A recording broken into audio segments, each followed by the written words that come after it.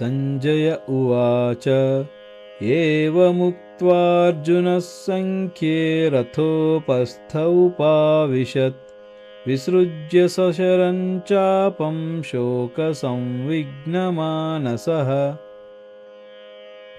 సంజయుడు ధృతరాష్ట్రునితో అంటున్నాడు, అర్జునుడు ఇలా చెప్పిన తరువాత యుద్ధభూమిలో తన బాణాలు ధనస్సు వదిలి విషాదంతో నిండిన మనసుతో రథంలో కూలబడ్డాడు.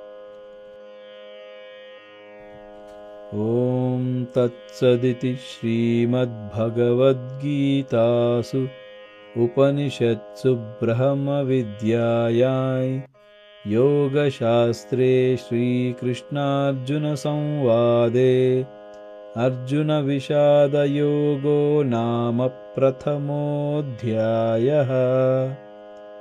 ओम श्रीकृष्णार्पणमस्तु.